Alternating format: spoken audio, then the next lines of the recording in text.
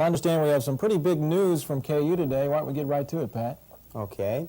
According to published reports today, Monte Johnson is stepping down as athletic director at the University of Kansas. The Lawrence Journal-World reported tonight that Johnson's resignation will be announced by Chancellor Gene Budick sometime in the near future. The athletic department could not confirm or deny this report today, and neither KU Chancellor Gene Budick nor Johnson could be reached for comment on the rumors of Johnson's resignation. Johnson has been KU's athletic director since November of 1982. His resignation would come as a surprise to many. We'll keep you informed on further developments in the story. The Lawrence report also learned that baseball coach Marty Patton's contract will not be renewed by the university. Patton told Channel 6 today that he did not want to comment on the report, saying it would not be fair to his players. Patton will finish out the remainder of this season. Patton's coaching record at KU is 116 wins and 141 losses. He'll take the Hawks to Missouri this weekend for a 4-game series with the Tigers. While it's only practicing and conditioning, there have been a lot of changes in the Kansas football program lately. The team named Greg Blanche as the new offensive line coach today, but was saddened by the loss of wide receiver Willie Vaughn. I'm very sorry to have that happen, of course. Willie's a great athlete, and it's just something that he felt it was necessary due to personal problems. And as I mentioned before, I was very, very sorry to see that happen. Well, if you ever wanted to be a football coach, here's your chance. KU will hold its annual football clinic this weekend. Registration begins tomorrow. About 250 high school coaches from around the state of Kansas will attend. Marty Schottenheimer, the head coach of the Cleveland Browns, is the keynote speaker Friday night. Other top coaches from around the country will participate in the clinic.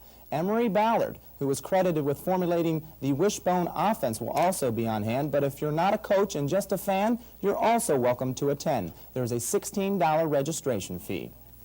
If you think you saw a lot of basketball on TV last season, just wait until next season. ESPN announced that it signed a 3-year contract to televise Big 8 basketball. The All Sports Network will show at least 6 games each season. The Big 8 will continue its weekend package with Raycom Sports, who televised 33 conference games last season. By the way, because 4 Big 8 teams made this year's NC2A tournament, the conference will receive $1.8 million to divide equally among the conference schools.